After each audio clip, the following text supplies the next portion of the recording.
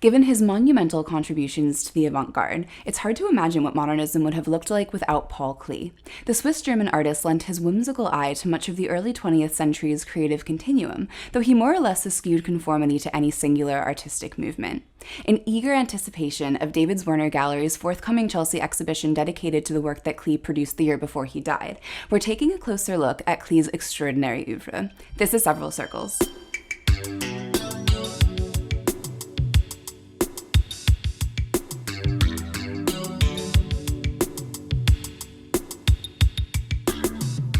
Paul Klee, who lived from 1879 until 1940, worked according to a thoroughly idiosyncratic visual lexicon, a quirky confluence of Expressionism, Cubism, Surrealism, etc. And part of that composite aesthetic is owed to Klee's multifarious nature.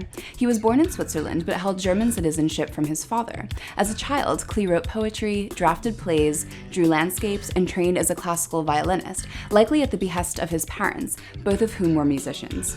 Klee chose to receive formal artistic training at the Academy of Fine Arts in Munich, but his withstanding proclivity for music is palpable in his art. Between 1903 and 1905, following an extended visit to Italy, Klee produced a sequence of unusual etchings entitled Inventions. Each invention is executed with a nod to this traditional Renaissance art form, and showcases Klee's technical mastery of line, value, and form. But the figures depicted are intentionally gnarled, hybrid, and disproportionate, and it's in this early series that Klee's predilection for fantasy and caricature becomes apparent. Klee settled in Munich upon marrying a pianist whom he had met in the Bavarian capital while he was still an art student, but he struggled for notoriety. His first exhibition was a relatively unsuccessful survey of inventions in 1906, after which he took up teaching, performing, even some art criticism, in an effort to make ends meet. But in 1911, Klee met the art critic Alfred Kubin, who provided the struggling artist with a gateway to the avant-garde world, where he would make himself very much at home. Klee became a member of the Blue Rider, a circle of vanguard modernists experimenting at the fringes of visual language, founded by the German expressionist Franz Marc and the Russian artist Vasily Kandinsky, who was widely credited as the first European abstract artist until the posthumous rediscovery of Hilma af Klint.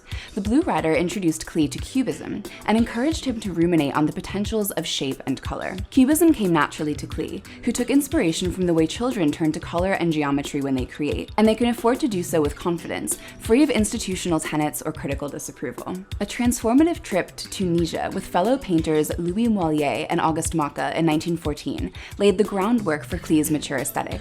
He was galvanized by the region's light and landscape, and went home with renewed lucidity. Upon his return to Germany, he painted his first purely abstract work of art. That same year, the outbreak of World War I completely inverted European reality. Both Franz Marc and Auguste Macke were killed in action, but Klee was spared their fate thanks to a timely law exempting artists from the front lines. Klee harnessed all of the fear and anxiety around him and let it fuel his practice, and it was from his war-era paintings, imbued with subtle but menacing references to war through violent zigzags and exposing arrows, that Klee finally found commercial success. In 1919, he signed a contract with the art dealer Hans Goltzond, who organized Klee's first major solo exhibition of over 360 artworks in 1920. It was also in 1920 that Klee was invited to teach at the Bauhaus, a wildly impactful German design school founded in Weimar by the architect Walter Gropius in 1919. Until 1931, Klee educated Bauhaus students alongside a fleet of visionary artists, including Kandinsky, Laszlo Moholy-Nagy, and Josef Albers, after which he toured the United States and then Paris, where he was greeted warmly by the Surrealists, though he never became one. At around the same time that Klee returned to Germany after his tour, Adolf Hitler was appointed the nation's chancellor. The liberal modernists of the Bauhaus posed a threat to the rapidly rising Nazi Party, and the Gestapo pressured the school to close its doors in 1933. Klee himself was at risk, and he moved back to Switzerland in earnest. His artistic production was stunted by a bout of serious illness, but a brief period of remission in the years before his death in 1940 yielded a remarkable outpour of what may have just been his most unfettered work. On September 10, 2019, Paul Klee, 1939, will open at David Zwirner Gallery's 20th Street location in Manhattan.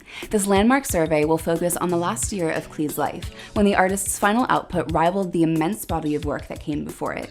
This will be Zwirner's first exhibition of work by Klee after the gallery announced exclusive representation of the artist's estate earlier this year, and will remain on view through October 26th. And it's also very much worth mentioning that Zwirner will present a coinciding exhibition of work by Annie Albers, a German Bauhaus student and Josef Albers Albers' wife, who became one of the most important artists of the 20th century for her exceptional abstract weaving practice. Her exhibition will also open at David's Werner on September 10th and run through October 19th.